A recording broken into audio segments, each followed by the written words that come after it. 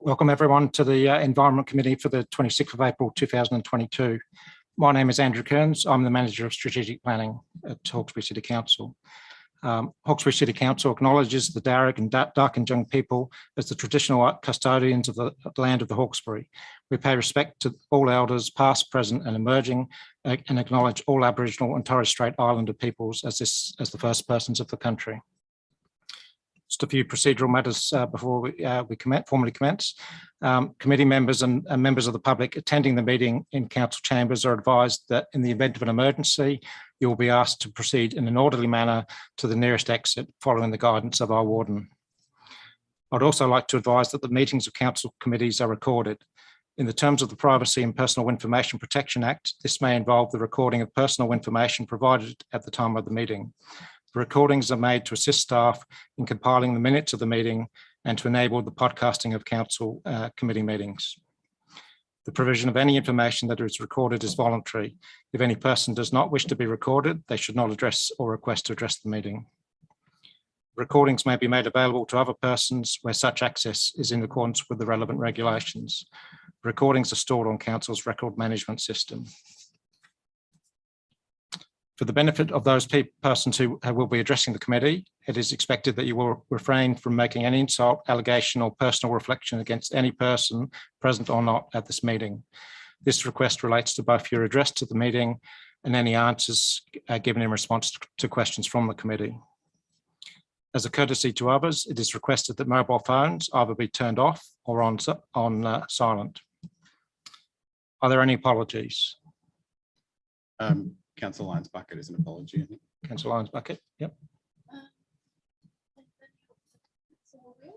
Councillor Wheeler possibly. See if Councillor Wheeler arrives yet.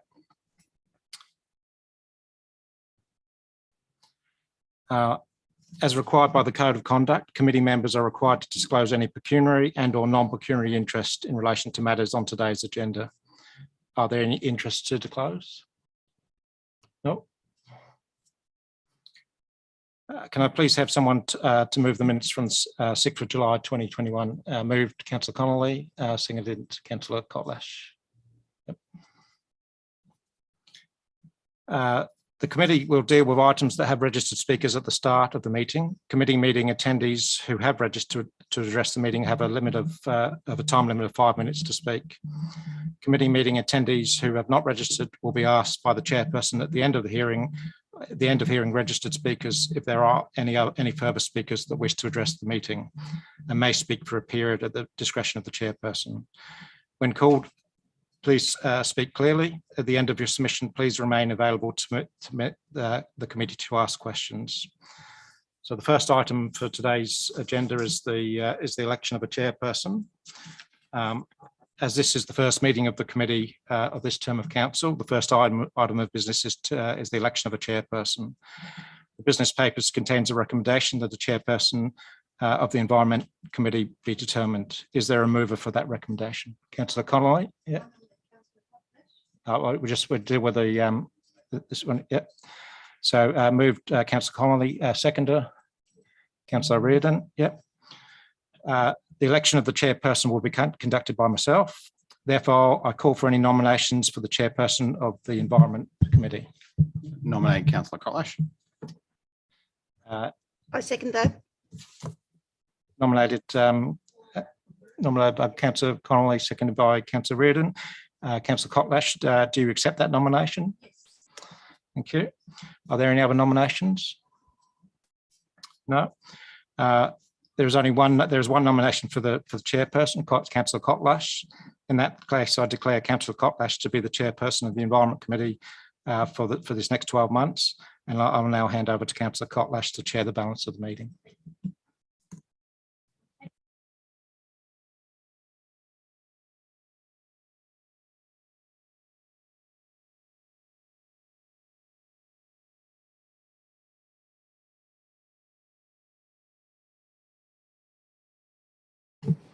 Thank you, Mr. Kearns, and welcome everyone.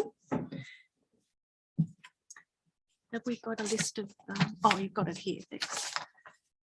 Okay, so we will, as Mr. Kearns said, we'll go through the agenda with our registered speakers first. So we'll start with item 3, which is our zero to litter to the river item.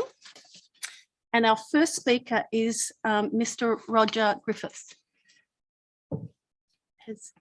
Oh, right. If you'd like to go to the lectern there, thanks. And be sure to push the button and you'll be. Will the microphones work at the table or not? Oh, should. You're going to try pressing. He won't be on camera though. Oh, okay. Okay. All right. Thanks. Good afternoon, committee members, ladies and gentlemen. I came to the Hawkesbury about 6 years ago, and on regular afternoon walks, I noticed a lot of rubbish, and I began to pick it up. And they were heading for the drains and the waterways. And as I was cleaning at sundown, I protected myself with a vest, a high-vis vest. I kept being asked, "Are you work for council?" No, I don't. So I got a printer to put on the back. It's for the betterment of my suburb, which is okay. Now I've moved on, and actually I've got a better one now, which is I can go anywhere now. So the idea is that it gives it's a safety aspect, but also it's an idea that it is something positive, and it's a bit of a publication to anyone else. Oh, I could do that. Now, my next story is that just last Friday, I happened to be at the Windsor Riverside shopping mall, and a pop-up store was there, and a lady was educating or trying to educate the passing public about household waste. And I learned that silver foil, new, can be rolled up into squeezed into golf ball size or bigger and put into the recycling bin. Now, I did not know that, and I have a certain interest in environmental and rubbish. Also, I learned that the council has a Facebook site about waste, and I did not know that, and I'm even yet to find it, but perhaps I'll find it later. My point is, if I do not know these simple things, a couple of things, how does someone who has no interest in the environment how do they learn about such things?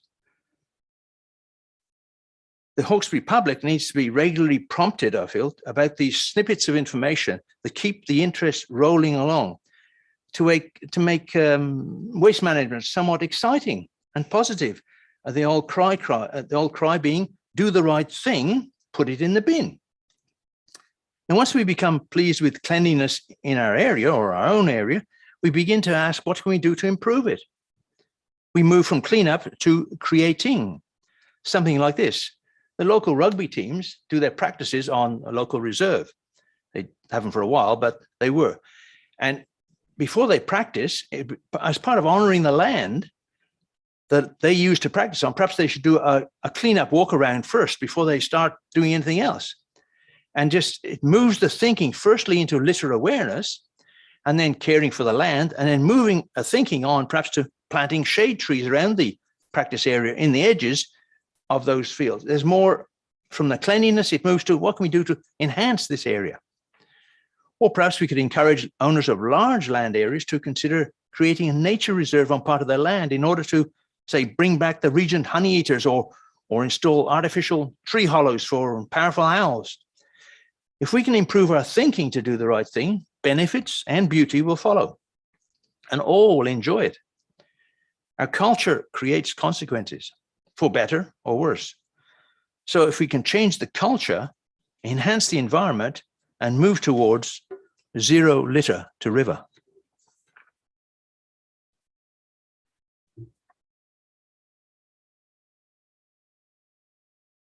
Thank you so much for that. Do you want to answer some? You can go and sit down again. We can have a bit of a chat if you like. We won't be so formal as in an ordinary council meeting. Has anybody got any questions for Mr. Griffiths? Roger, I often Roger? see. Thank I you. always see it when I'm driving past. Have you been able to attract others yet? Like, have you got anyone else doing it with you at this point?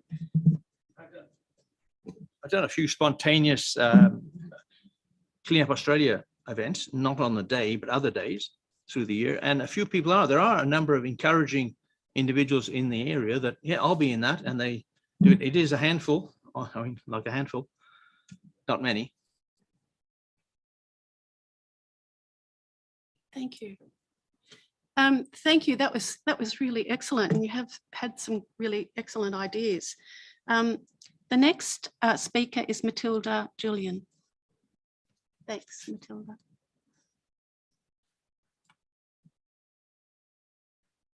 Thank you.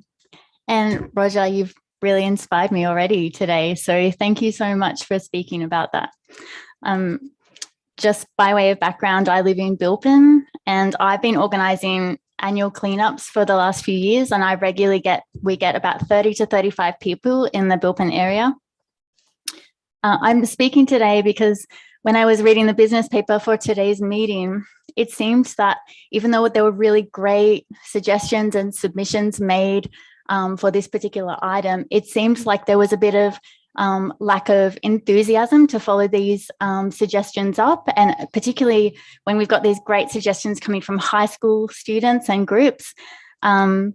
So yeah, I suppose I'm speaking today because I really want to persuade the committee to take action, even if there is like a relatively lack of funding within the council itself. I suppose I personally want action on this issue because I see a huge amount of litter ending up in the national parks where I live. Our litter is ending up in our food chain and it's harming our wildlife. It may be my reading of the business paper, but it appeared to me that a lack of funding may mean that none of the suggestions are taken up. And so I'd like to provide just a few reasons what suggestions as to what council can do to make sure that some of these suggestions are acted on. Firstly, council, did a great social media campaign, wrote to schools, and it really promised the community that it was going to, work with community members on this issue. I really feel like council should honour its promise to work with the community in terms of reducing litter. I just can't imagine how deflated those students will be if they hear that council decides not to implement their suggestions or any of those ideas. They've participated in consultation as requested by the mayor himself, and this should be met with encouragement and enthusiasm by exploring these ideas further, as well as looking into funding and partnership opportunities. Secondly, and as like Roger has made mention, some of these suggestions require very little funding.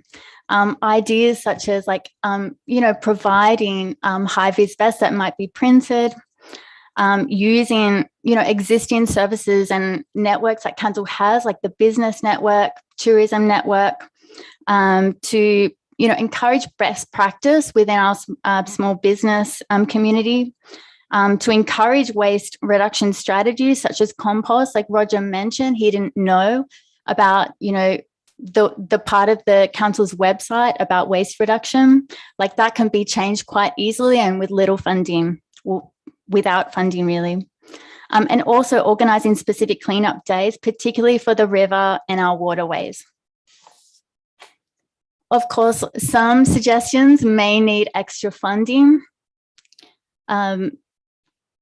And this should not be, those ideas should not be discouraged without exploring how much they will cost and what there is out there in terms of funding and partnership opportunities. For example, we have some great local community organisations such as Rotary and Hawkesbury Environment Network. I would like to know if any of these organisations or other ones have been contacted about partnering with council or with these school groups. Also, in terms of grant opportunities, at the recent Keep Australia Beautiful Litter Conference, the EPA was encouraging councils and organisations to apply for their funding. They've even organised their own networking event on May the 24th to provide information about grants and to assist in partnership on litter strategies. I would like to see council explore these opportunities. My final words to the committee are in relation to my specific submission and suggestions that relate to arterial roads such as Bellsliner Road. They are notoriously hard to clean up, so we really need to approach it from a preventative angle. Bilpin is special and vulnerable because it's sandwiched between two national parks, one of them World Heritage listed. For a town of very few residents, we get a huge amount of litter that all gets washed into these national parks. Hawkesbury Council encourages tourism in Bilpin and therefore bears some of the responsibility for the effect of tourism, and has an onus to ensure we have adequate infrastructure and appropriate messaging around visiting our area and similar areas. And the message shouldn't be visit Bilpin and have a great time. It should be something more like visit Bilpin, a unique place surrounded on all sides by national parks, and please tread lightly and respectfully while you're passing through or visiting. In conclusion, I would suggest the committee considers taking the following actions. Firstly, exploring all funding and partnership opportunities.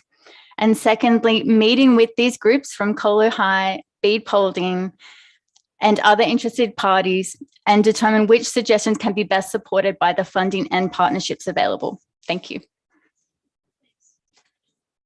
Thanks, Matilda. If you want to stand there to answer some questions, if there's any questions for Matilda.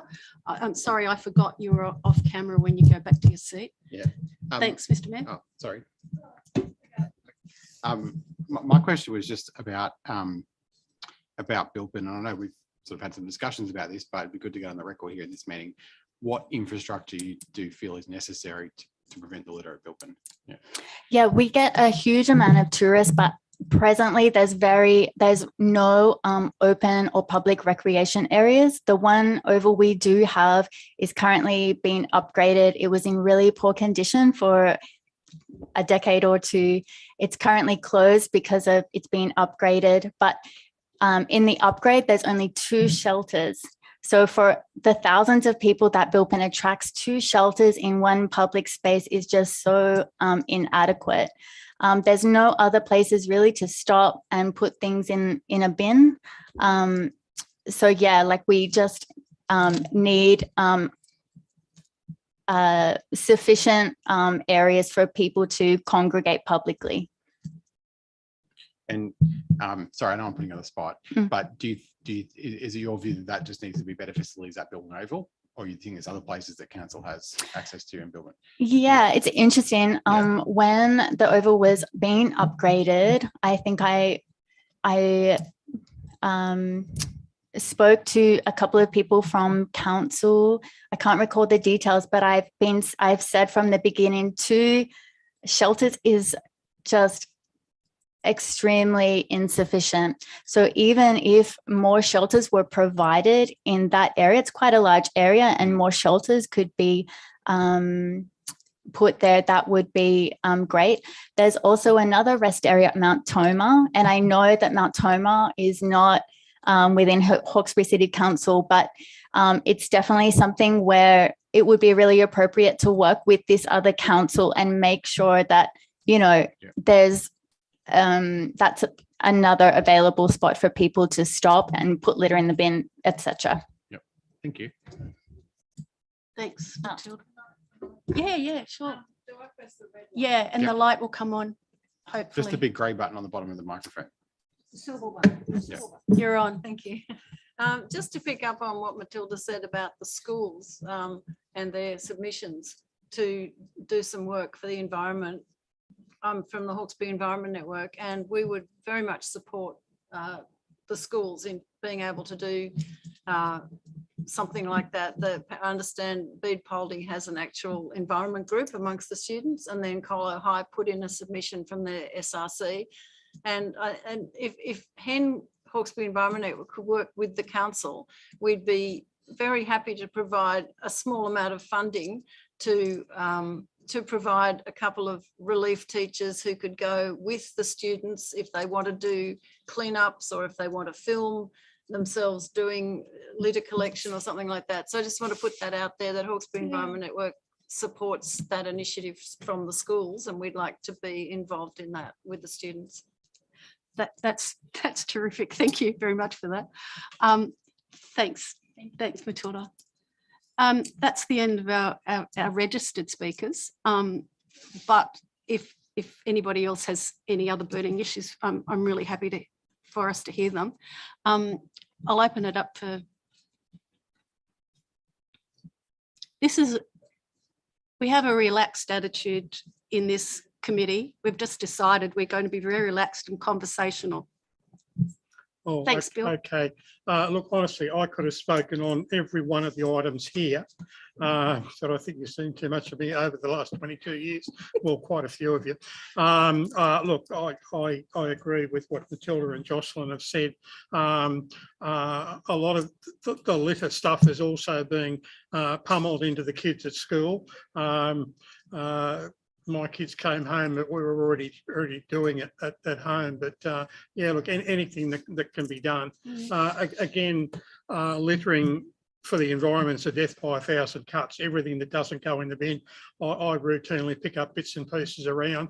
The aluminium foil, by the way, can also be put in with cans, etc. It is melted and recycled. I regularly pick up aluminium foil. I've done it for years, but I'm also environmentally aware, and I've been doing scrap metal for more than 50 years of my life, so it helps offset my pension politely. That cans and the deposit bottles. I normally can pick up enough deposit bottles to offset the electricity cost of running my car that I'll be speaking about shortly at 11 cents a kilowatt hour. 2 deposit containers covers a bit over 10 kilometres of my electricity costs that I don't export off my rooftop solar. We might have to get you to document that. All of these things, again, how do you stop it with environmental things? Often it's a case of people are too busy with what I call the chicken shit of life, that's getting on with doing things, paying the rent, the mortgage, etc. But the other thing is often it's a case of don't know, don't care, and don't want to know. And quite how you get to those people has been a frustration of my life for a long time. I've also done environmental monitoring in several paid occupations that I've had, and to change people's practices is a really difficult ask. I must say, thanks, Bill. I must say, though, that because I'm old, I remember the Do the Right Thing campaign, and it was very successful. For an environment campaign, you know, it really hit the mark. I know we're talking 30, 40 years ago. Nobody knows what I'm talking about. Back in the old days, there used to be this campaign called Do the Right Thing, and it was on the television, and it was a sort of cartoon. Councillor Kotlash, I remember that campaign to do the right thing, and quite frankly, there are quite a few people that don't want to, that I would like to pick up and drop in the bin. All right. But I'd probably be a social pariah if I regularly did that, particularly around South Windsor Shopping Centre. Thank you. Yes, indeed. Welcome, Councillor Wheeler. We're on to item. Did you want everyone to quickly repeat what they've said? No, that's fine. Sorry, Madam Chair. It's a work day for me. So it's a little bit difficult to get here at 4 o'clock. We shall do something about that, no doubt. Yeah, I made it by 3 minutes. So yeah, we're on item the zero litter to the river item, and we've heard some fabulous suggestions from our speakers. I'll just open it up now for some debate, Mr. Mayor. Thank you. I just had a question first. I've circled, from the submissions, I went through and circled all the things I think we could do fairly easily. So I'll probably try and patch that into a motion for discussion. But I guess all the things we've spoken about so far are about trying to clean up, essentially. One of the submissions made a good point around plastic bags, single-use plastics from smaller retailers, and it's not really, I guess it's not really a local government issue, and I'd be reluctant for us to spend significant resource trying to tackle that. But I wondered if staff have any thoughts, or anyone has any thoughts on what council could do in terms of trying to influence that behaviour at the source. Yeah. Good question. Is that for you, Justin Murphy? Yeah, thank you, Mayor. So I guess the first thing to note, the EPA is looking at single-use plastics, including lightweight plastic bags. So in June and July, they'll be phasing out single-use plastic bags. And then later in the year, it expands out to like cutlery and other single-use plastics. We're looking at doing a workshop in June with businesses and also the community about avoiding those single-use plastics and plastic-free living. So we will be running a workshop with businesses and also a separate one with residents in June. Yeah, so I guess, and the other point is raising that awareness as well and educating the community about alternatives and the importance of avoidance, not like you said, not just cleaning up the litter, trying to prevent it in the first place.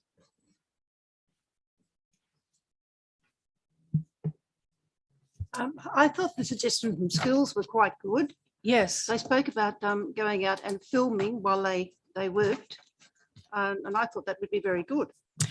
Well, since we've just had an offer from Hen to make that even more possible with maybe some helpers and some ex-school teachers, methinks, some ex-school teachers that might be able to go out and to assist, and maybe a bit of funding. I think that's absolutely, yeah, it sounds like it's doable. Where we might do that, I suppose, depends on the schools and what their curriculum is and how they organise that. And so we could possibly go from that direction, how they might want to do it, and council and Hen just support them to do it. So I agree, Councillor Redden. It seems a good one. Yeah. Yeah.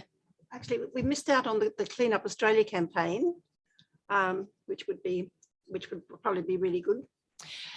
Well, I think the problem with the Clean Up Australia campaign is that, I know we blame COVID on a lot of things, but I think that was just something that, wasn't going to really happen. It's sort of has dips and troughs. Are we doing do you want to comment on that, Justin? Yeah, so for Clean Up Australia Day this year, it was actually during the weekend of the flood. So we had a number of sites registered, and we've postponed the event. So we're locking in a date in May or June, and we'll contact all the site organisers. So yeah, it's been postponed. It wasn't cancelled. And like Roger Griffiths commented, we do occasionally receive requests for like one-off cleanups throughout the year, and we consider them, and we have supported ones in Bligh Park, so that we also do that as well. That sounds good. Thank you. Mr. Mayor? So I guess to get us going here is something to be discussing. I think there's quite a number of good ideas here, but I don't think we're probably in a position just on the back of this to go and recommend a course of action to council. So the motion I'd like to put is that the committee ask for further advice from staff on a number of points. Okay. And I'll just start reading through those points. Yep. First of all, on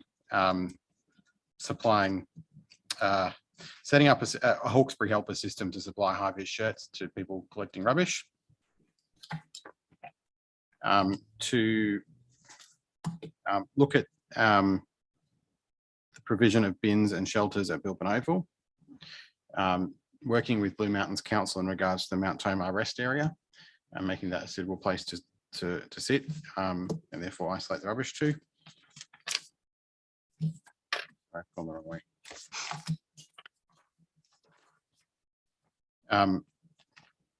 Hold specific Clean Up Australia Day events throughout the year at key places. I think one thing we haven't spoken about yet that's important is increase our advocacy in regards to the earn and return points. That's a good scheme, but there's no point if we don't have any deposit locations. Oh, right, yeah, Yep. that needs to be followed through. I think Yep. that's already, can I just, is that being followed through? I know, oh, sorry. Just I probably should let you speak, Mr. Mayor. I know Yeah. you've made like representations to, the state member, but council itself, has worked with the return earn scheme coordinator, and there has been over the last 5 years of it operating. There have been collection points that were installed and then later removed, so it's sort of been an ongoing matter. And one of the submissions from Colo High School raised the point that you just made, that sort of on the western side of the river there aren't any collection points, so it's a constant sort of representation of the state government. thank you. Sorry to interrupt you, Mr. Mayor. So I did get representations back, which I think maybe we could report to the next, letter back to my representations, which could possibly be reported in the next business paper, advising all the things they were doing, but that was still now a few weeks ago, and I haven't seen any action on any of that. So it might be something to consider Just at an that point. update, maybe. And the last thing which I thought was quite a good idea was in regards to the suggestion from Colo High School to be for the schools to participate in a filmmaking competition for any future cleanup campaigns. So if that could be considered as part of the consideration of specific cleanup events as to how the schools could be involved in marketing those and broadening the participation. Yes. Can I second that motion? Yeah, well, I'm going to add to it. So hold your horses, please. If you wouldn't mind. The offer from Hen to work with schools as well, because that's kind of got those things, other things through it. But well, Councillor Wheeler, sorry, I missed it before. Thanks, Madam Chair. Just a few thoughts before I address the motion specifically. And I'm sorry that I'm a little bit behind the 8 ball. I thought the comments about the signs to drains were useful, and that's been something that's been canvassed a couple of times with regard to both litter and to chemicals going down the drain. We've got a problem in some of our town areas where people wash down vehicles or tip out the stuff that they've brought home from work, various chemicals and things, and they just tip them down the drain. And so I think, Colo High suggested that they have some spray painted signs at the school that say, I know Parramatta Council went through 25 years ago now, with little spray on signs that said everything that goes down this drain ends up in the Parramatta River.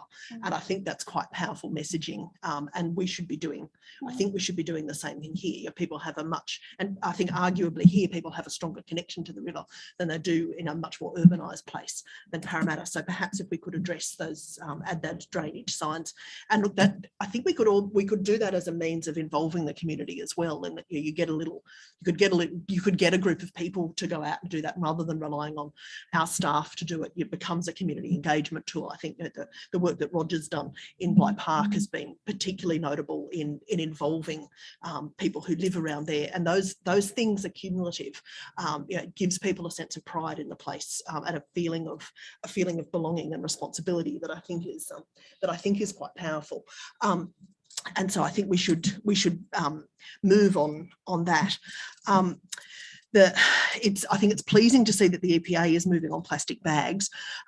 We did have some support when this motion came to the last council to convert Currajong Shopping Centre to a plastic bag free zone. And I think there was a group of young people who were quite keen to be involved in that. And I think that is maybe an additional so that it doesn't feel like it's the heavy hand of local government, but it becomes a partnership where perhaps we work with Colo High, for example, who are quite active on the ground there, or with bead polling in Bligh Park, or with Hawkesbury High for Wilberforce and Glossodia, and we go with them as the adult in the room, I suppose, but it's actually the kids' initiative, because they're the ones who are inheriting the mess that we're merrily making of the planet now. But it's less that local government thing. So we become the facilitator rather than the pusher. And I think we saw something similar with the success of the Responsible Cafes initiative that Hen ran before COVID undid all of that good work. And I think that's something that we really have to, that's a discussion we have to have as well, about getting back to that pre-COVID. We were getting really good with keep cups and getting rid of single-use coffee cups. And now we've got this wave of additional single-use waste, masks, gloves. And I think we need to have a discussion about how we deal with re-educating, so that we start to worry about litter as well as infection, but also so that we now go back and look at our practices as well, because we are using a phenomenal amount of single-use products as an organisation as well, and we have to undo that too. And so if possible, I think council needs to review its single-use, both single-use plastics, and we've got stuff coming. We've got stuff coming in styrofoam. I mean, it doesn't get worse than that. So I think that needs tackling. And then the issue of mask bins for masks, we need, I think, is another one. I was actually quite pleased to see Clean Up Australia postponed, not because we had a flood, but because it's always too hot. You know, that's the invention of someone who lives by a beach, Clean Up Australia Day, and it's not something that's, you know, it's usually 40 degrees when Clean Up Australia rolls around, and if not, you know, it's so muggy you could just wring yourself out quite cheerfully. So I actually really like this idea of a number of Clean Up Australia Days. I know it's a pain in the bum to organise, but I think you probably get the same people to the same events. But I think you can probably target areas more efficiently rather than a more piecemeal approach when everybody's, it's too hot to do more than a couple of hours. And if you've got a site that can be cleaned up in a couple of hours, that's great. But if you want to keep powering on, it doesn't work. There was that nice initiative down in Shoalhaven, and I wonder if we could approach Shoalhaven and for some of their learnings, that Take 3 for the Sea program. I couldn't find anything that rhymed with river that was vaguely numerical in order to steal it shamelessly. But it was a really nice initiative that people really got behind because they identified with their beaches and that whole sort of local identity thing. So that would be nice if we could piggyback on some of what they learnt from that. I think COVID undid a whole lot of that work. I guess it puts us, people are desperate to emerge and desperate to engage. And I think having seen the destruction from the floods as well, people are keen to be actively involved in some sort of cleanup. And I think we can build on that. So if we could add something about council zone single use to the motion, I don't have any proper words, and something around masks, please, and working with schools on the plastic bag initiative. Just with the masks thing, so that the staff can capture that. Do you mean special bins out in the environment for masks? Look, I think we could even put up we could get some signs printed to go in various places saying, put your mask in the bin. If you're not using your mask, put it in the bin. Because at the moment, people are just discarding them as they go. I mean, I've got about 20 in my car, but you know, there's always a pile on the street. Okay. And they're elastic and they get stuck in wildlife. No, they're really problematic. I know. So we've got the additions to your motion, Mr. Mayor, is the signage, which is the spray on signage, which I think is a great idea. That's really easy done, I think. So that, and then maybe getting the Currajong Village, is that a specific? I think Currajong Village said that they were keen, or that I'm trying to remember back 4 or 5 years, but I think when we did that initial plastic bag motion, I think Currajong was being looked at as a trial site. Do you want to just say investigate? We don't have to investigate trial sites and school partnerships for. Okay. Does that suit you, Mr. Mayor? So we've got 3 more from. Is that all, Councillor Wheeler? I think so. It's all right. We can always add a bit. I reserve the right to add more. Yeah, that's all right. I think that's probably a good list. Just one thing, just while we're on it, years ago when I worked for Blue Mountains Council, I was involved in the Urban Runoff Control Program, and one of those initiatives was to get school children to spray paint on the pavement. And it was, I think from memory, I think there were frogs on the stencils, and it was sort of to catch kids' eyes mostly, but it did look really funky, and kids just loved it. I think they thought they were, graffitiing and doing something a bit naughty, but anyway, it was very, very well, that captured their imagination. So I think that's such an easy thing to do, and it might just start bumping that message up, that social message up. So have the staff captured all of those things in that motion? Has anybody else in the gallery got any comments about that? Feel free to comment. Yes, Can I add one thing? Single plastic use, well, a lot of them is going to be banned from November this year. And I feel like, we've got this great business network newsletter that comes out every month. It's really, we need to get people to know about this earlier rather than later. And it's about getting the average person to know what's going on. So I think we need to use that newsletter to get this information out there. I don't know if we've got enough information to put something in each month, but I think it's really important to keep businesses on board because they're the average citizen and they're servicing the average citizen. So I think that's a really great way to kind of keep getting the message out.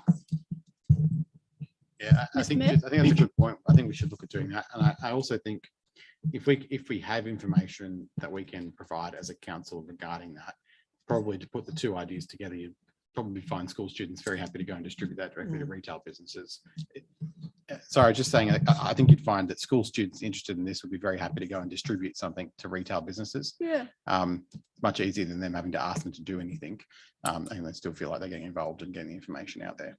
So Yeah. I think I won't try and add that to the motion. I think as long as this is all being recorded and they're already typing away very fast. So We've probably got enough things on the motion, but Councillor Wheeler, have you thought of something else? Just further to Matilda's comments, council staff and councillors in various capacities attend a variety of different groups where we could be talking about that early, I think. And I think you're right, you know, because one of the things that we know happened with the plastic bag, with the lightweight plastic bag use for supermarkets, was that then there was this big dumping of because they'd ordered, yeah, and it was all in stock, and then all of a sudden they couldn't use them anymore. If we can give people prior warning, they can start to convert now. I mean, it's a piece of legislation that's been in train for about 12 months already, but that doesn't necessarily mean that people are aware of it. But there's I can't remember what it's called, but it's some sort of liquor. There's a group that meets Liquor regularly. Accord? Is it the Liquor Accord? That's what they're the pubs and clubs and those organisations. There's Chamber of Commerce, the Windsor Business Group, the Currajong Forum. There's a whole lot of different areas that we could probably be warning now. And I know some of those have already gone down that path. I remember I attended a Liquor Accord meeting and they were merrily swapping details for phasing out plastic straws and getting, and doing bulk buys of recyclable straws. So they're on board, but they need some prior warning so that they can start converting already. Thank you. Are we able to get the motion up on the screen? Thanks. I think that's a lot of actions. I think we've done rather well out of that. There's a few typos, but that's okay. Any more discussion? Otherwise, I'll put the motion. I'll let you read it for a minute. Put the motion and acknowledge there'll be typographical changes. Yeah, before the minutes. Yep. Say I again. was going to say 0.7 should be Hawkesbury Environment Network partner. Right. Okay. Yeah. Yes. I think it's been typed up very, very quickly. So I think we just accept No, the intent. And that's it. we'll Yes, fix it that's before it comes right. out. Yep. Exactly. No, I was happy with that. Helpers and hivvies. Right. Okay. I'll put the motion. All in favour? Aye. Unanimous. Do I have to read out people's names? No. Thank you.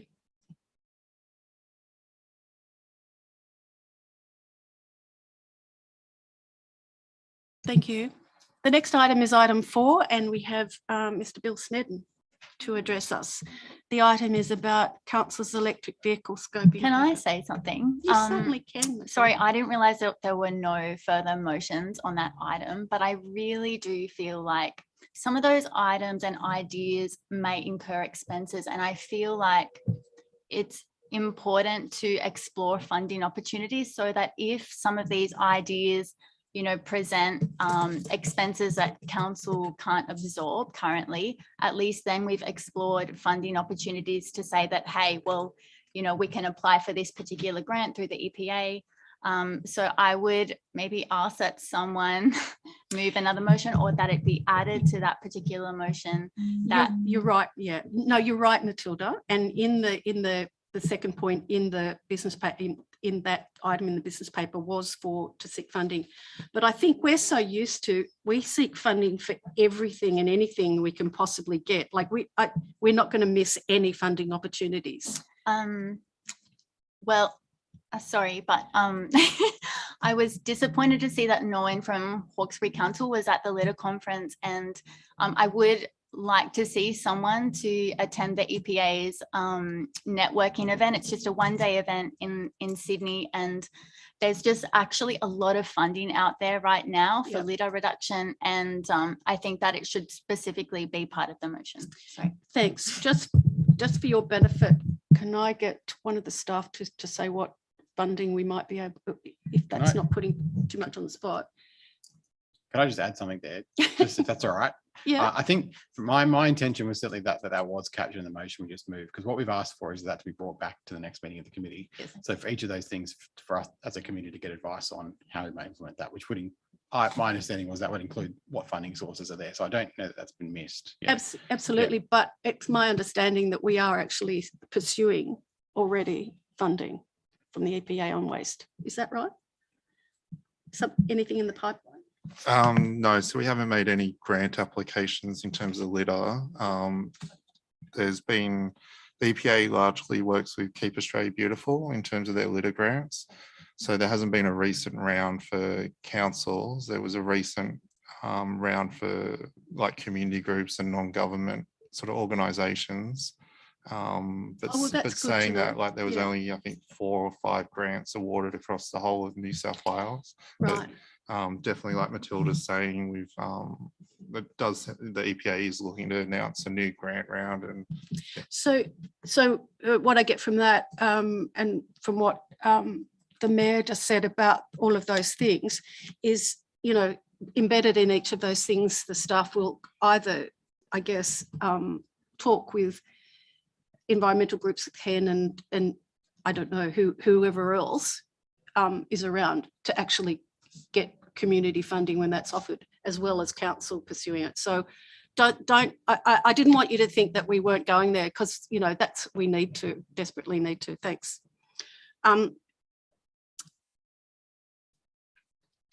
So we'll move on to item 4 now. Hawkesbury City Council electric vehicle scoping paper, and our first public speaker, and our only public speaker, is Mr. Bill Snedden. Thank you, Bill. Thank you. I'm used to being up here, I guess. Look, I'm largely in favour of the consultant's report that you've had. It's pretty complete. You're all aware now that I've owned an electric car for a bit over 5 years. Back of the program calculation this afternoon, as I've avoided 2,700 litres of petrol burnt through it by using my BMW i3. There are some missing details in the consultant's report. It is written around directly about just council for cars, but there's a few things I'd like to point out. It was also written in September of last year, so there's been a lot happening since then. But to start off with, not in the report is there, you have a potential to lower your CO2 footprint by using biofuels in existing vehicles and vehicles that can't be readily used as electric vehicles. So I'd point out that E10 petrol reduces about 10% of your CO2 compared to regular 100% petrol. You have no noticeable power use or engine modifications. You get cleaner burning, potential small savings in fuel costs due to reduced excise. Use instead of the higher octane fuels, we should be using at least 10% blended petrol instead of higher octane fuels where possible. Any vehicle that's using a higher octane rated fuel than is actually necessary for the engine is completely wasting the fuel, and you're paying more money to do the same job. Another thing to consider that's not mentioned in that report would be when buying vehicles, if we're buying hybrids, we should be looking at them being able to use a E10 fuel at no more than 90%, 94 octane rating, simply because we can save money on the fuel. There is another ethanol blended fuel that's not normally used, that's E85. It's difficult to get. It certainly gives you a lot more benefit on CO2 reduction. Flex fuel vehicles can use it. A lot of cars now with fuel injection will automatically retune the motor for whatever fuel is being run. Unfortunately, E5 was available in Queensland for a short period, but E85 is regularly used overseas. A lot of it's used in Brazil and in America. So it's just another one of the fuels. But by using a biofuel blend, you are reducing your CO2 footprint. So that can go into council's accounting immediately. So that needs to be considered. Now, regarding diesel vehicles, a simple swap from regular diesel fuel, if we're not using it, to biodiesel would immediately give you an instant 100% CO2 offset because it's a renewable fuel. Qantas, you may have read, is recently trying to swap to sustainable source jet fuels. They're hoping by 2030 to be able to be used 10% of sustainably sourced fuels, and they're carbon neutral in their fleet. But not much biodiesel has been made in Australia. It's big in Europe. You may have a potential to buy biodiesel through maybe you're purchasing through Wesrock, but it would immediately allow all of your diesel vehicles to effectively be counted as carbon neutral. Especially important going into the future, where the consultant does say some vehicles are not suitable for electrification, like your street sweepers, maybe dozers, etc., down on the tip. All of those can be run on biodiesel, and that would immediately give you a carbon dioxide offset. So that will help with your budgeting there. Another point is many new electric vehicles are coming to the market since your September 21 consultant dating. There are new tradie and heavy vehicles that are coming. Ford has just doubled the size of its big ute plant in the United States to 100,000 vehicles, not the 50,000 they'd started with. Many of these large utes and trade vehicles have mains voltage power outlets for off-site use, remote from 240 volts mains or generators. That's an interesting thing. It will certainly help with your yard staff, etc.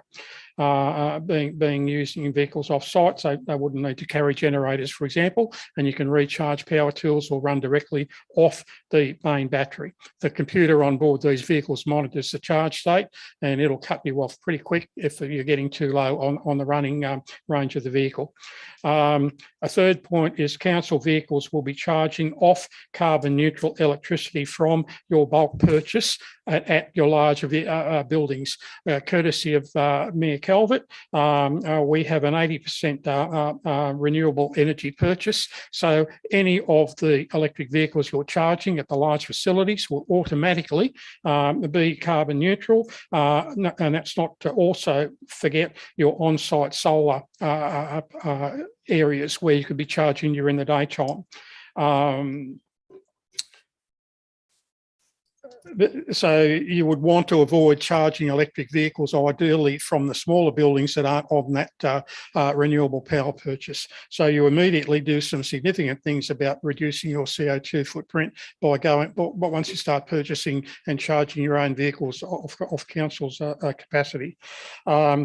The charging analysis in the document, I largely agree with. Most fleet vehicles are probably only going to be doing maybe 100, 150 Ks a day, and that's well within even slow charging. So really, you don't need to be fast charging in most cases. I agree again with the consultant's report. My experience is I've done 45,000 kilometres of my rooftop solar. I have never activated my BMW's charge card. And in doing that, I have saved something like 2,700 litres of fuel in the 5 years I've owned my i3. I find charging at 10 kilometres per hour quite acceptable. And you also don't need to upgrade any of the power systems that you're plugging into because you're only running at the equivalent power use of about a 1.5 bar radiator. So you could have 2 or 3 cars easily plugged into any standard circuit, in my opinion. So as far as council policy regarding charging, fast charging, etc., you're unlikely to need it for your own vehicles. And they're right. There's only about, they did say there's 30 vehicles in the area. So at the writing of that report, I was one of 30. I'm probably one of about 40 now. There's a few new Teslas around. I've seen a lovely white one today, for example, but I'm not going to get jealous about that. Daytime charging where vehicles are parked, it can be made routine. You just have to get staff into the use of plugging in if there's charge facilities available, as well as overnight charging. If you can charge during the daytime, there's advantages about that I can mention later. Not mentioned is also the 240 volt outlets of the new tradie type vehicles that will be coming. Because the power batteries run at 300 plus volts, it's easy to build inverters into them that will put 240 volts out. And vehicles will probably, most tradie vehicles will either come with them as standard or with options. Similarly, large other vehicles that you might purchase would probably come with those sorts of facilities. There's also not mentioned is the potential for the new electric vehicles to go into smart grids. We're already talking to Origin supposedly about putting in a grid with a battery. You've got to remember that electric car batteries are capable of probably powering about 3 houses in parallel overnight because of the size of the batteries. They are large, the electric capacity. Smart grids, there's one in trial in Canberra at the moment that runs, that uses Nissan Leafs because they have the ability to feed power back into the grid, computer controlled. The grid can demand plugged in vehicles to feed into the grid. So you can smooth out brownouts and power shortages. You can build resilience into the grid without having to install a battery. You have to have agreements between the vehicle owners as to what they're prepared to run down, and also the utility pays the owner of the vehicle somewhat of a premium compared to what they're buying electricity at in order for that facility to happen. It's certainly been well written up, and it's been done overseas in some places. So it gives you a way of having resilience in the grid without actually going and installing separate batteries, as was say done, for example, with Tesla in South Australia. In South Australia, by the way, the Tesla battery was said to have paid back within less than a year or so, simply by allowing the grid to operate more smoothly and the operators not to buy peak power at very, very high prices. So there's a chance there. A trial like that could possibly be done through University of Western Sydney. Certainly the Nissan Leaf is the car that's mentioned at the moment. Other cars coming in will have the ability. Some can be ordered with that capability of feeding back to the grid. Now, in theory, you can also use a car for your own home battery. Again, that depends on charging requirements, et cetera, rather than putting in a Tesla Powerwall or similar, in my case, 1,000 kilos of lead acid battery sitting at 48 volts. You can actually use the car. Cars have massive capacities in those batteries. And for houses that have 1 or 2 electric vehicles potentially in the future, that will happen. One vehicle would probably be the general run around hack that might only do 40, 50 Ks a day taking kids to school. So it will be sitting overnight with a hell of a lot of spare capacity in the battery that could potentially be used overnight to run the house. Again, there's some legislation required and utility cooperation currently involved that would be required. It would certainly give the resilience in the Hawkesbury during floods and fires that we've had, shutdown of communications, etc.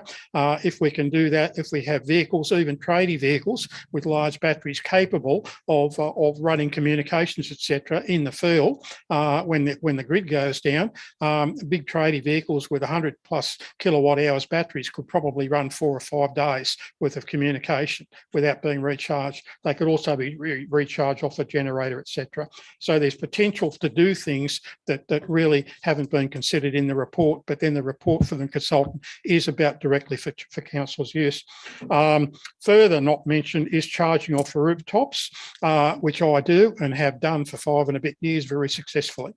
I can also charge off my home battery. So again, this is the slow charge scenario. I simply don't need to fast charge. if I was fast charging at home, it was going to be about another $500 or $600 for the semi-fast charge setup. But to go to extreme fast DC charging, the consultants are right. You're talking in the probably $10,000 or more, because you simply have to have a lot of big cabling going in. It's not a cheap option, and then you have to have all the electronics, etc., to run it all. So overall, with this, there's potential for improved resilience with these new vehicles that are coming in, especially with the 240 volt power outlets. As these vehicles become routinely available and right through the area, we have potential during floods and fires to keep communications and other things going. It's well worth considering in the longer term resilience side of the environmental question that we're considering here. Charging during the daytime off a solar system is also beneficial because if you are being paid a relatively small amount to export to the grid, you're better off to use that power during the daytime to charge the car or to run washing machines, etc. All energy advisors will tell you that. I, for example, get 11 cents a kilowatt hour for export. My buy-in price is 30 cents a kilowatt. So every kilowatt that I can use during the daytime, well, I also have batteries so I could run overnight. But if you only have solar panels, you are better off to be using the electricity you generate during sunlight. So charging a car during the daytime is another way of doing things. Now, if you were capable of running the house off the car during at night, you would then have a mobile battery, not a hardwired battery on the wall, like say a Tesla or an LG Chem or something or other battery. Another advantage of this charging is in some areas where there's a lot of solar installed, there is a voltage rise that comes during the middle of the day when all the panels are feeding in. It's called an island effect, and by charging cars and using the power during the daytime, you're putting more demand into the grid directly off your house, and you reduce that problem. It's a major problem that's coming with some of the utilities, particularly at the end of wire runs or where there's a large amount of power being generated in a relatively small area with large solar rooftop systems. So there's a lot of opportunities here for council. I really have commended council in the past for what we've done with solar, with heating, etc. We've picked the low fruit. We've done it very carefully, and I would anticipate the same thing will happen with electric vehicles. And quite frankly, if you don't think the electric vehicles are coming, the tsunami is going to hit you a bit like in Tonga. There's about another 6 or 8 vehicles being released in the last few months. There's a big new Chinese company that's doing fleet buys in Sydney. One of the problems with a lot of the vehicles is at the moment they are sport utility style vehicles because that's the big part of the general market. It's also done to get the flat battery pack with a low centre of gravity on the bottom of the vehicle. So as far as lease type vehicles for staff, there are not a lot of sedan type vehicles on the market, although the Nissan Leaf is one. I'm not particularly pushing Nissan. I could push BMW like crazy, but you probably don't want to be paying 150,000 as you don't want to for the top of the range Teslas. Right. So Teslas has now come in, but in all of this as well, you've got to be looking at the economics. The dilemma that we have is really the federal government has done bugger all to help with anything with our energy policy. They're being pushed, like in the United States, to a fair extent by the states and private companies. Anyway, here endeth my discussion. Any questions? Thank you so much. Are there any questions for Bill? No? Thank you. That was excellent. Thank you. Is there anybody else from the gallery that wants to talk about how council might best transition? No? I'll open it up for discussion. Thank you, Councillor Wheeler. Are you pushing your button? I was getting there. Yeah. I think this rate, the scoping paper, I think is a good start for us. We are quite behind in this space, I think, and that happens for a variety of reasons. I think it's about the mix of vehicles that we use in the Hawkesbury. It's about the distance that people travel, but increasingly too, it's about a lack of infrastructure in that space. We've been quite we're fortunate here in that most people can park their vehicle comfortably at home. What that has done, though, is meant that we have washed our hands really of our responsibility to set this up as a necessary transition. And Mr. Steddon is right. This is we can put our fingers in our ears and pretend that this isn't coming, but it's absolutely coming. You know, and I say that as someone who still drives a manual gas guzzler. You know, I love driving. I grew up with classic cars. I still have a classic car. I will mourn the loss of the internal combustion engine, but we cannot continue along this path. And you know, having sat quite a lot now in a friend's electric vehicle, I would certainly cheerfully have one. I might not be quite willing to give up my old Jag, but I would certainly park an electric vehicle beside it in the garage. But because we haven't had to negotiate things like power to poles so that people can park, you know, on the street and charge up because they don't have garages because they can't get the cars off the street, that sort of thing. We've managed to just leave this to the public to do. And it's made us, I think, a bit sloppy. Now, we're not the only ones. I know from working in New South Wales Parliament for a couple of years, there is one electric vehicle charging point in the parking area of New South Wales Parliament House. The current treasurer is allowed to park, is allowed to plug into it, and any other MP who buys an electric vehicle is not. Someone apparently tried to run an extension cord out and got into a lot of trouble. So we are not the only government body who are really behind with this, but we have to catch up, and we have to catch up quickly, because we've just seen what happened to the price of petrol. Yeah, petrol leaves us really vulnerable to external shocks, to external price shocks, as well as the environmental impact of it. Now, when that happens, when petrol goes up to $2 a litre, council bears the brunt of that in our budget, just as households do. The faster we get off the petrol train, the less we are, the more immune we are to those shocks. For something that happened on the other side of the planet, you know, this is not something that's in our immediate control, but it can be. We desperately need to put in partnership, probably, and we've missed the boat already. We have to get on top of this with some charging infrastructure at popular parking points in the Hawkesbury. This needs to be part of our town centres. Needs to be part of the parking review that we're doing. People will stay and eat and shop while they charge up their electric vehicle. There's nothing in the LGA apart from, I think, the Tesla charger at the Seabull, and that's it. And no one's shopping in the town centre if they're at the Seabull or whatever it is this week. We've also, there's also the issue that's raised in the scoping paper about the current tax system that advantages increased kilometres and petrol use for fleet vehicles. I'm not an accountant and I'm not entirely across this, but could we look at perhaps putting a motion forward to LG New South Wales and ALGA that be looked at, that electric vehicles be treated in the same way.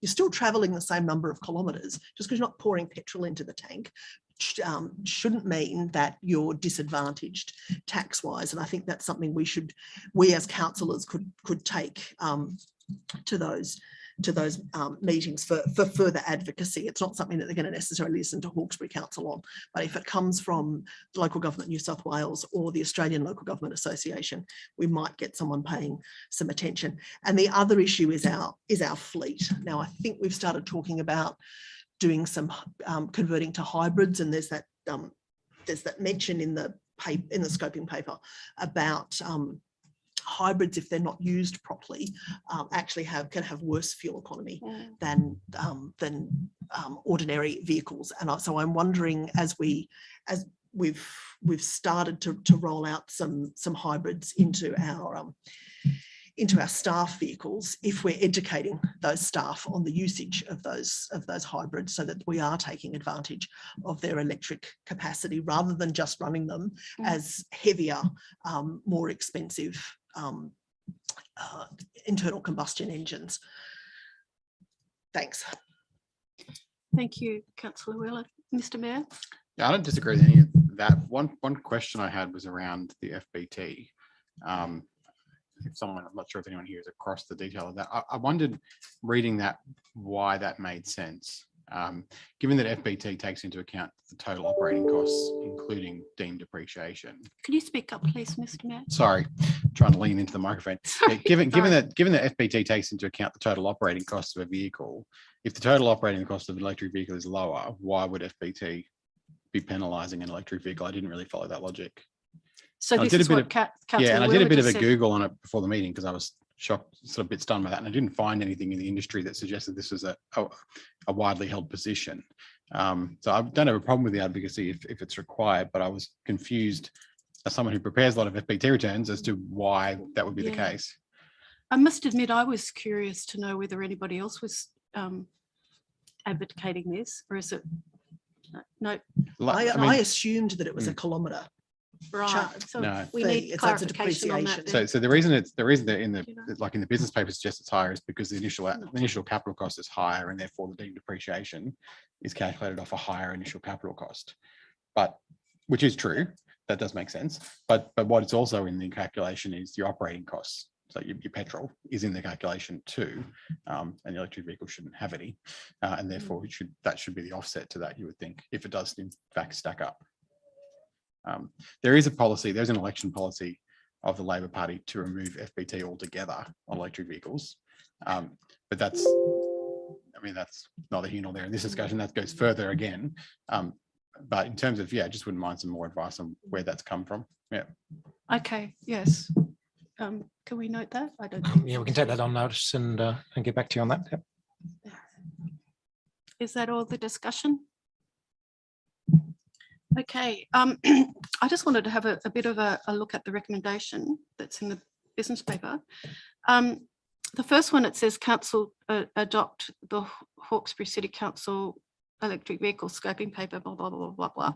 I think that needs to just say that the Environment Committee, it recommends the council adopt that, just if we want to be pedantic about it. I think the second point is really the same as the rest, well, the fourth point.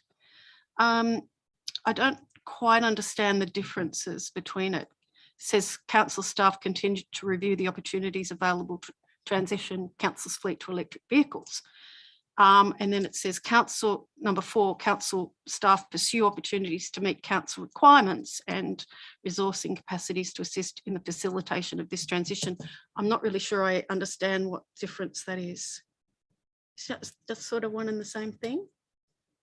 Yeah, no, it's essentially covering the same point. I guess point 2 is specifically referring to the transition of council's fleet, where I guess point 4 is probably more broader in terms of the matters raised in the scoping paper.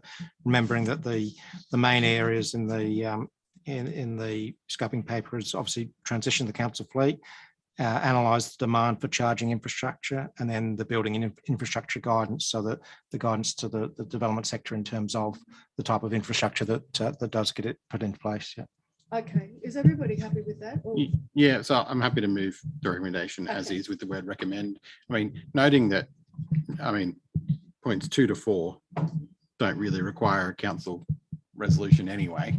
But if we take it out, it might look like we were trying to avoid having it in there, Oh, which no, isn't I the just, intention. So I was just yeah. seeking to be a bit clearer Yeah. on what that meant.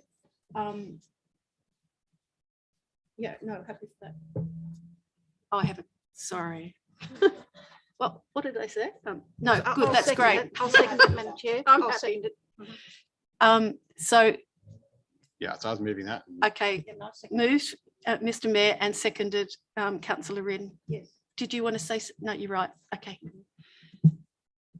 Bill, Could I just emphasise, please, that regarding council building charging facilities, we should really hasten slowly because there are a number of commercial players out there. They all seem to be touting for business. Some of them are putting in really fast charges. Again, we will be largely catering, according to the consultant and from what I've seen, to probably people that are transiting the area, tourists and others. So where you put the charge stations really needs to be probably around where there's a bigger number of people. And the other thing is, if people are not driving long distance, in other words, they're doing limited commuting, they might only be charging once a week or so. So I think there's a tendency to overemphasize maybe the number of charging stations we need. And certainly it's not going to be an economic demand in the Hawkesbury, I think, for quite some time. So Right, again, hasten slowly. I think you have plenty of time to see what's coming as far as what we need to do. Yeah. And as a ratepayer, if somebody's prepared to do it commercially, let them go. I guess that's the point 3, which is really about council assisting in the part of the town and village place plans. See, we wouldn't probably, it's more about what we need, and then we'd maybe go out to, I don't know, road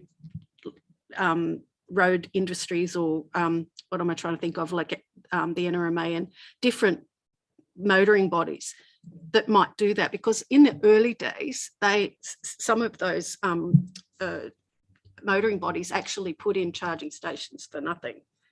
That they actually, had them in various places. So that's I think that's gone.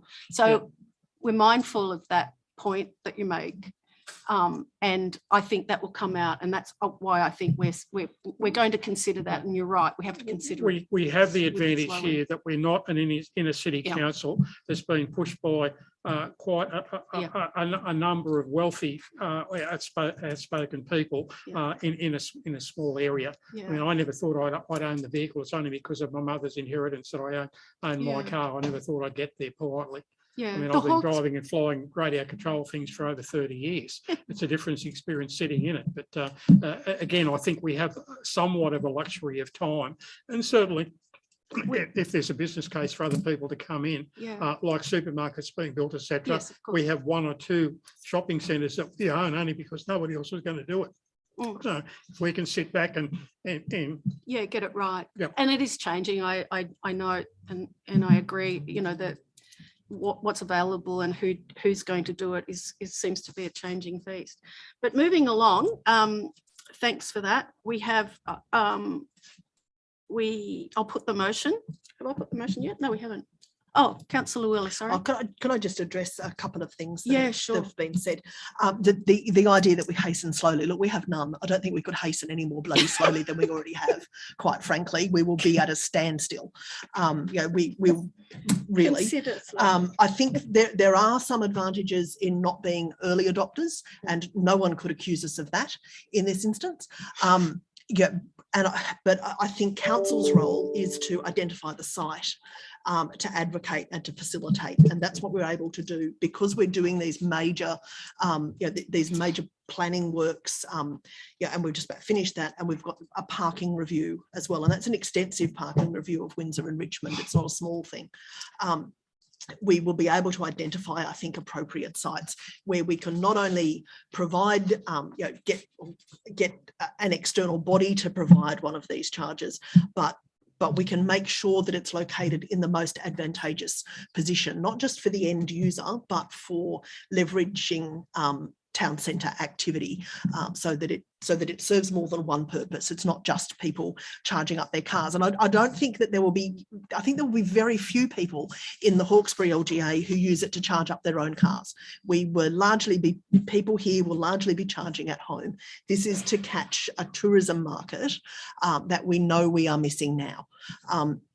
There are certainly advantages in not being the early adopter. I think we saw that with council's transition to renewable power.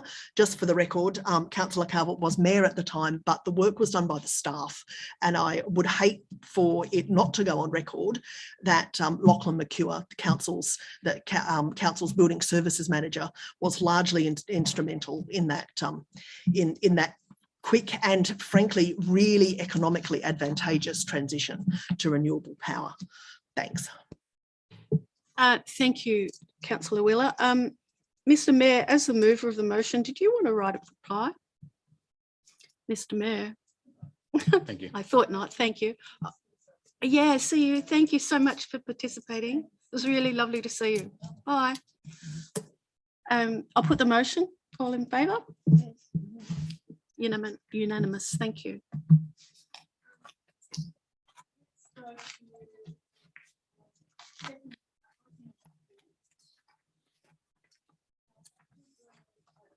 You've lost your microphone again. Oh, thank you. I should leave it on, I guess. Hmm. Item 2 is the item on cool burning, cultural burning. You with the move the recommendation. Thank you, Mr. Mayor. Yeah. I'll second that. Thank you, Councillor Wren. So we have a mover and seconder. Who'd like to? I think that, sorry. Am I good to discuss that? Well, we have a guest here from Greater sorry. Sydney LLS, Mr. Brad Moore. I think he's here to answer questions. I didn't know whether you wanted to address us on the report in the business paper, which I've got to say I think is excellent. It was such a good read and so interesting. I don't want to put you on the spot. I thought we might just start off a conversation and you can join in if that suits you. Thank you. Who'd like to, any discussion? Yep. Thank you. Yeah. Thank you, Mr. Mayor. Look, this report was called for 12 months ago now, and by the previous council, and the previous council requested that we come back to them with a discussion paper. I think that the work that's been done here demonstrates that that whilst there's merit in the concept and the methodology, it's not really work to be done by council. It doesn't appear this is our core business, although we're really the agency with any responsibility for that. I think what our role here is as community representatives, and this is something that's being brought to us as community representatives. So it's right for us to bring this up and pass it on to the agencies that could action it. So for that reason, I'm happy with the recommendation that we do refer that matter to the Bushfire Management Committee, which includes the RFS and other agencies, as well as to those agencies, some of those agencies directly. I think that's a good way forward. Thank you, Mr. Mayor. If there's no other discussion, Councillor Wheeler. Thanks, Madam Chair. This is a fascinating report. I think the Mayor is correct in that with the space for council in this space, I think is complicated. And maybe it's one of those advocacy issues. That I'm a member of the RFS, and I know how fixed they are to their hazard reduction burning processes. They've been really stymied in the last couple of years with those hazard reductions because of rain. Nearly every time they've had a hazard reduction, a series of hazard reductions, and if you go into the main office and you see it mapped out on the wall, it's really complex. It's this great sort of honeycomb of sites, and there's not a desperation, but there's a sense of urgency about getting this done in the window that you have. Many of those burns tend to be quite hot, in part due to time, and that comes down to using volunteers to try and complete a task from Friday to Sunday night. Some of it comes down to complaints about smoke that tend to be not people in the Hawkesbury, because we understand the need for this. They tend to be, part of the Sydney Basin where they're heavily impacted but don't see any benefit like we do. But there's also, I think, a culture of much hotter burns, and how we facilitate the change to these more gentle land management practices, I think is a really difficult question. And I think we do have a role, not perhaps in necessarily the management of these burns, but in the advocacy for a gradual change. I don't know how many people have seen a cool burn in action. I witnessed a little bit of one burning in conjunction with a standard hazard reduction burn on a site, and they were on either side of a river, and it was chalk and cheese, I have to say. The cool burn was very smoky, very calm, The people who were the Aboriginal crew who were running the burn were all sitting around under a tree, drinking coffee, and were having a lovely, relaxed afternoon. On the other side of the river, we had the traditional hazard reduction burn. There were people running everywhere. It was, it was a frantic, really busy, full-on process. No one was having a cup of coffee over there. They both conferred a similar degree of protection on the town in question, but they were staggeringly different.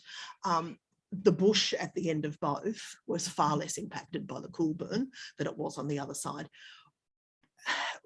I think council probably has some sort of education and advocacy space here that I think we shouldn't step back from. Part of that is educating the community about what hazard reduction looks like, how necessary it is, and how it's done, because there's a lot of, I think, it's a lot of misinformation about who does hazard reduction, who controls hazard reduction, who gets to stop hazard reduction, because apparently that's the Greens all the time. We're so powerful that we manage to cause the Section 44, if you ask lots of people. But I think we need, what we have is had an Aboriginal elder explain once, we have now a nation that is terrified of fire.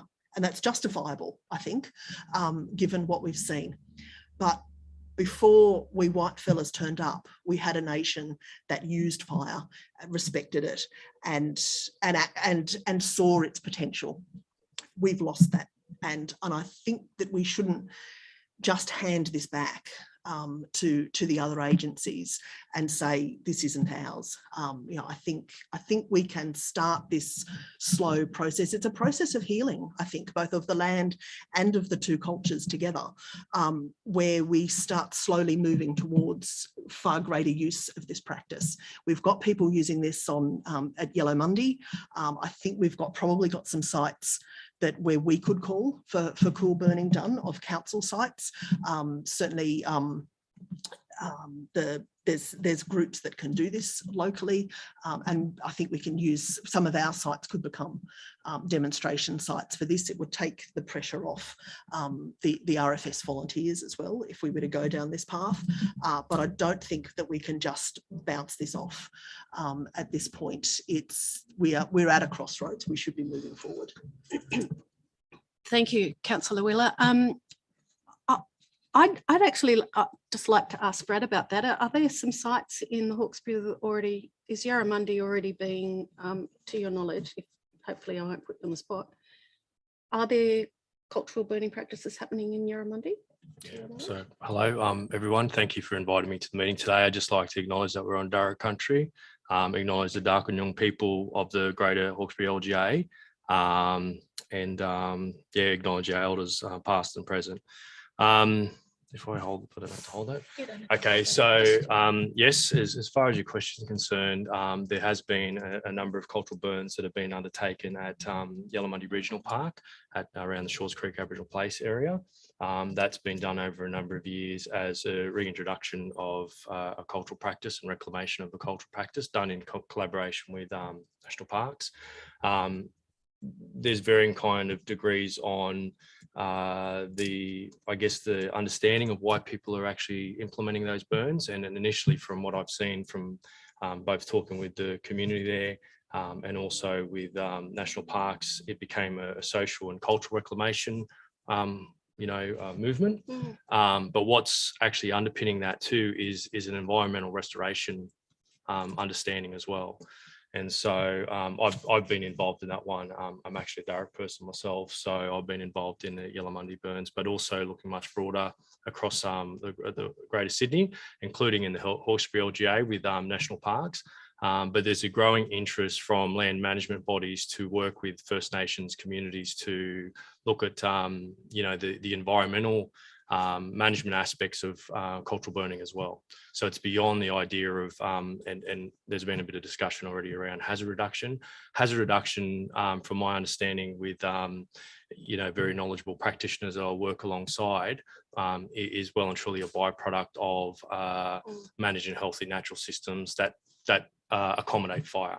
I say this because there's systems in the environment too that fire shouldn't be part of, and that's an important consideration as well. Just recently, we did a pre-burn assessment just outside of your LGA with a practitioner who's come in and sharing the cultural knowledge in returning this type of activity from far north Queensland, but with the members of the Darra community. And the first system that we went and visited was what you would call as non-fire country, you know, systems that then you don't want fire in, and whereby you use the right type of fire to actually protect those systems from devastation, which unfortunately are burnt in hazard reductions by, you know, agencies and RFS, things like paper bark and more wet area trees that should not have fire in them at any time, and use fire where it is needed in the more dry kind of woodland areas to return the grasses and the herbaceous layer as well. Yeah.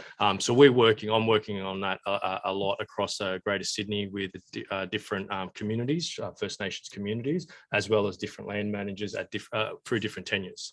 So as part of a project that's the Cumberland Plain Restoration Project, which I think Hawkesbury City Council has an interest in, I'm working with Liverpool Council to undertake an introductory cultural burn with a qualified practitioner on, I think, maybe community land. So there's an example of a local government. Similar conversations with Bluemount City Council around community lands and Crown lands, where council was the manager to start to undertake that. And I get requests almost weekly about these things still. Even it's gone a bit quiet, but there's a lot of interest from public and private landowners.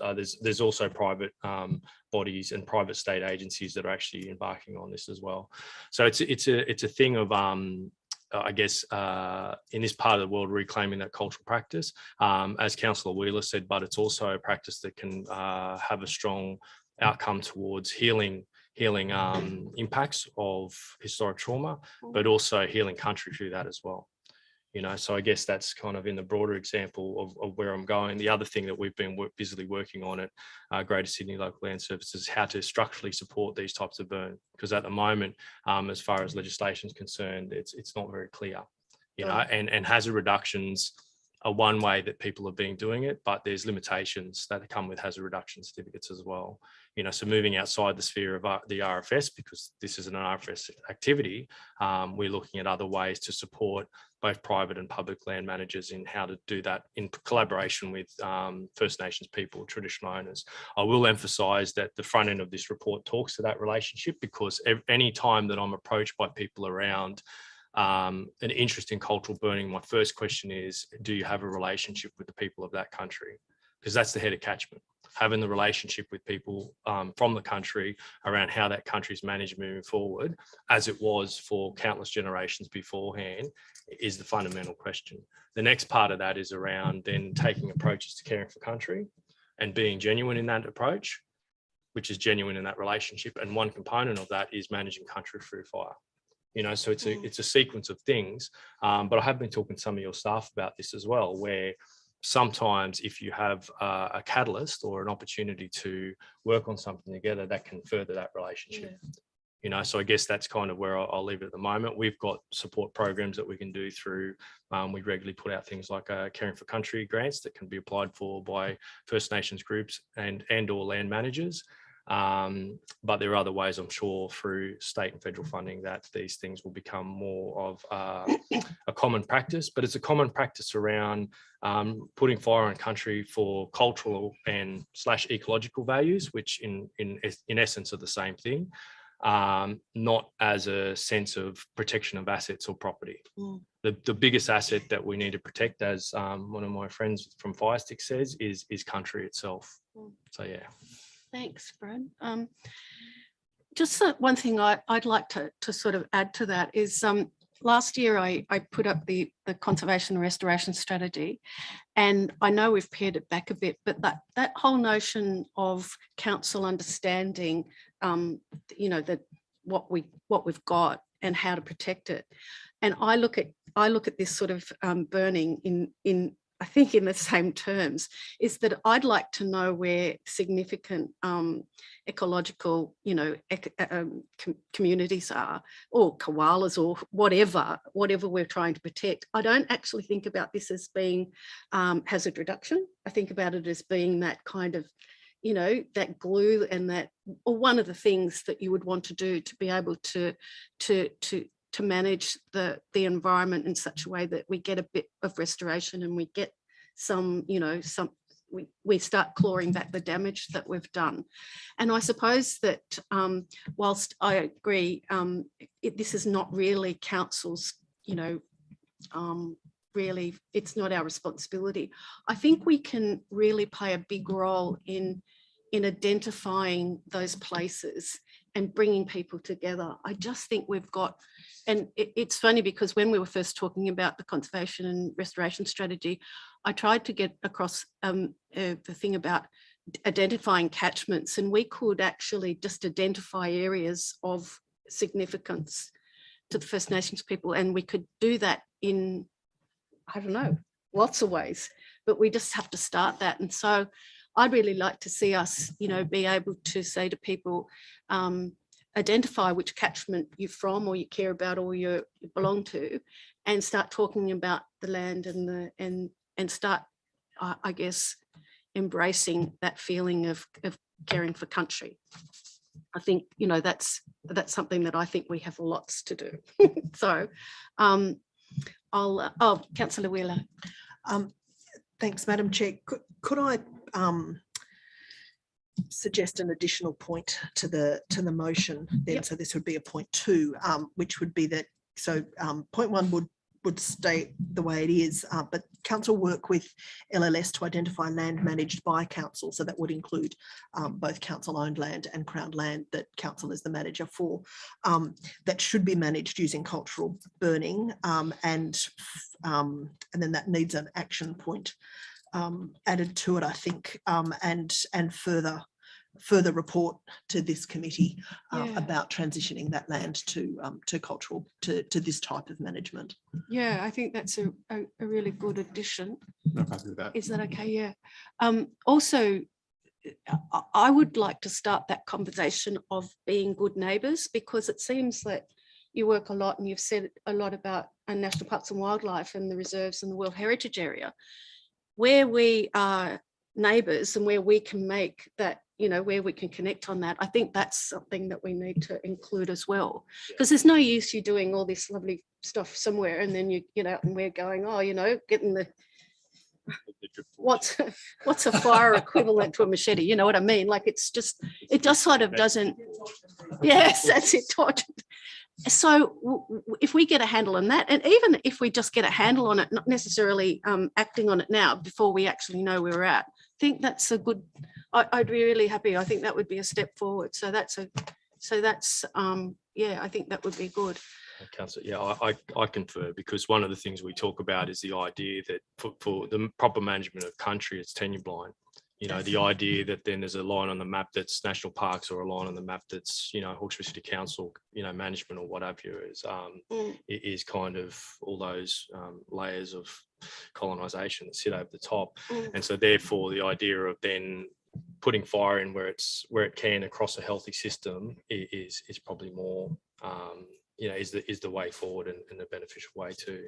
So I agree with you, and I agree with the idea of that additional recommendation, and to work with First Nations people from country and co-design, because that's an important part of that relationship. So it's not just the council taking on that responsibility or saying we're the experts or we're the people doing it. So that helps you with the identification of those levels of importance. Would you like me to add that to the motion? Perhaps. Yeah.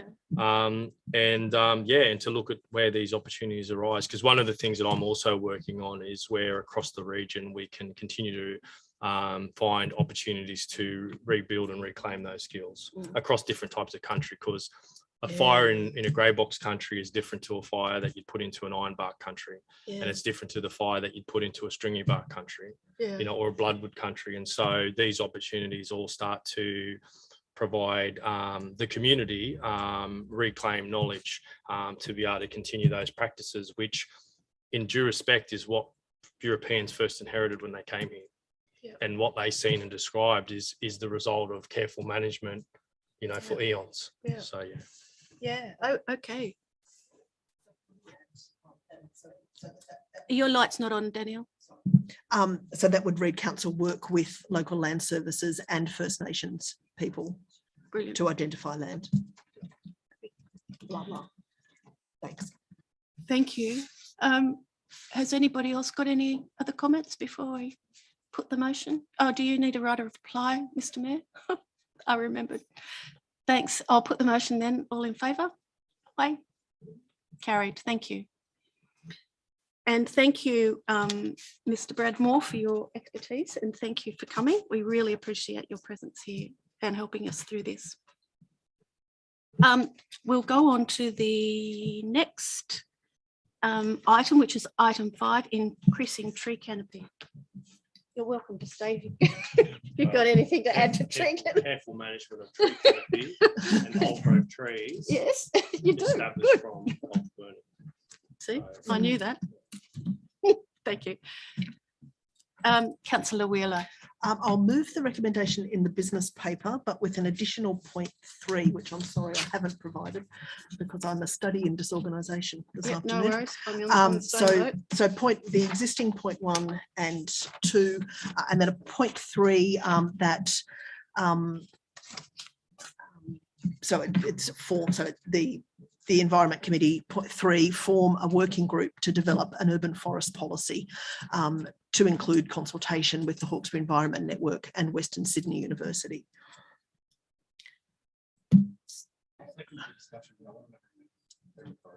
It's a Did you put your light? I didn't.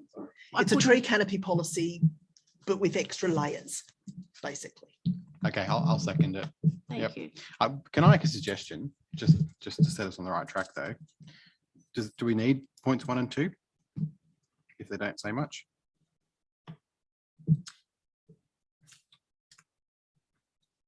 That's not the kind of advice I think council wants back from the committee. No, No, probably not.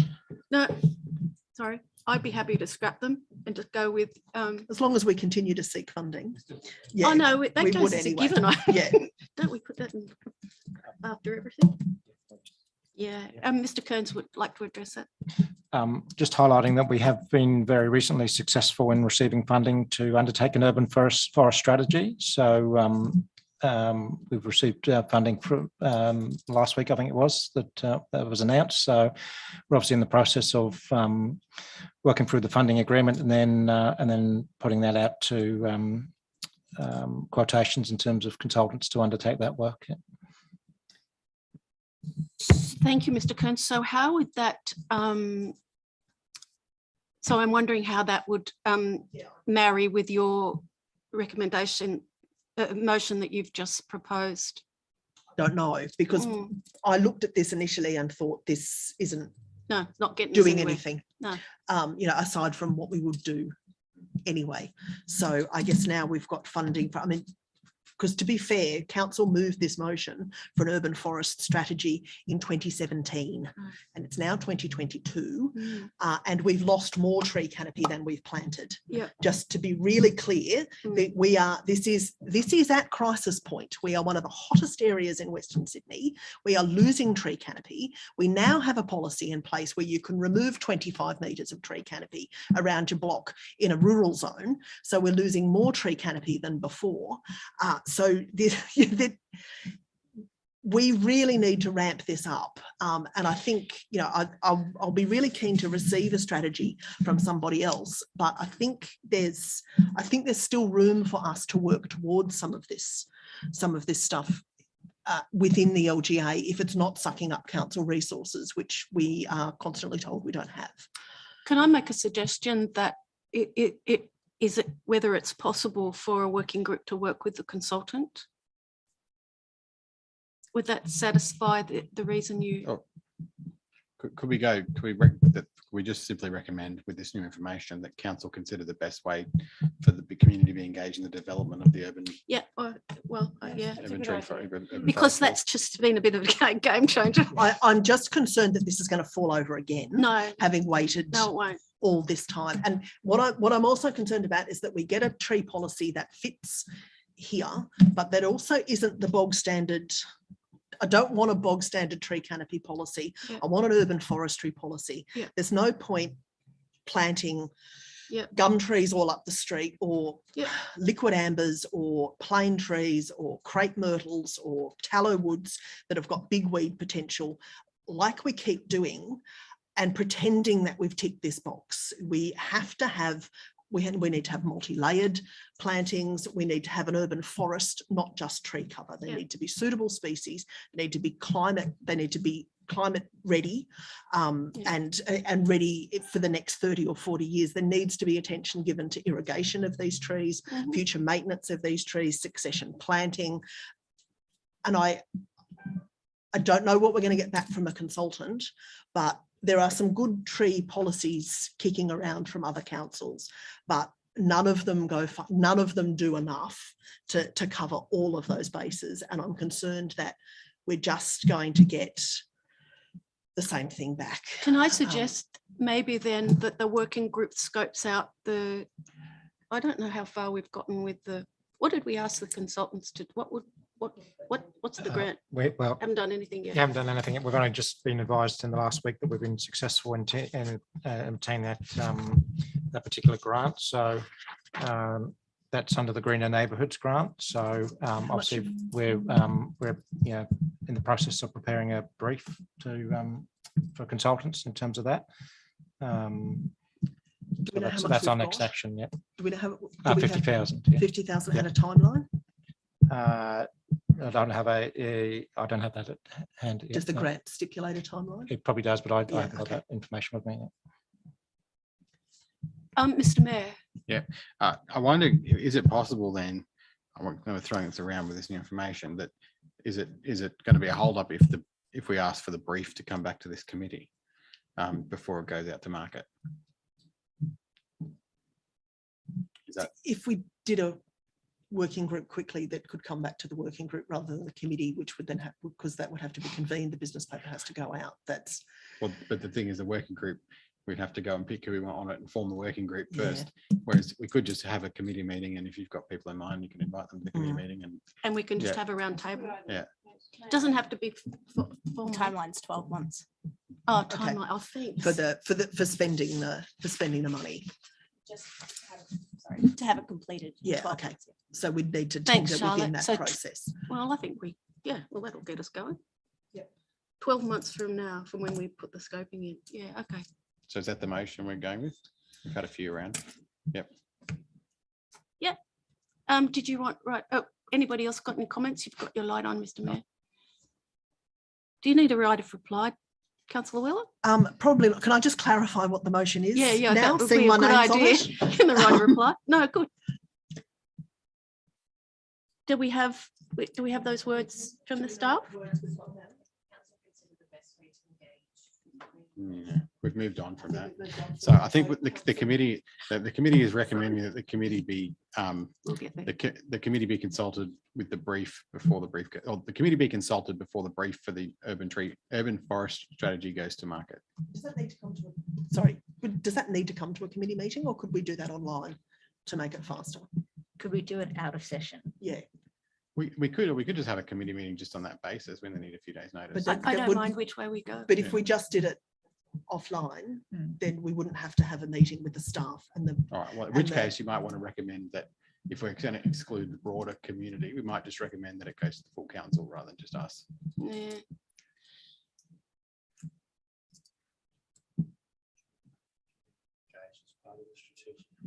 Yeah. Put your light on. So I've You had thought- I've had a bit to deal with this after working with the council for 12 years. Yeah. Cool. Maybe it was part of the brief that you guys issued the brief, but the brief has some of that consultation or some kind of public feedback. My recommendation again was to try and engage with First Nations people. Mm. Again, pick up on Councillor Wheeler's point about not just putting in anything, but Okay. my preference is endemic trees in this type, because then therefore endemic trees that are from this country, they have a higher rate of success. absolutely. It's also what you got to be careful of is, I don't know how you propose the urban forest on what types of lands, but not kind of manufacturing these new, you know, dense kind of scrub country that then, you know, again, picks up on your fire issues and things, because that's not what the Cumberland Plain look like. You know, so again, almost using the idea of right fire for right country, it's right trees for right country as well. You know, where it's not in the urban centres, but things like that you might want to look at in your brief, that then gives the parameters of what you're actually asking these consultants to do. Plus where, I mean, obviously 50K is not a great deal to actually develop a strategy like that, but it's something, and you could then get them to pick up on some of the, you know, through or have your say or whatever you guys do to actually have input into some of that direction moving forward. Yeah. That's just a suggestion. Yeah. Okay, so have we got, Councillor Wheeler, do you want to wrap that up, seeing it's your motion?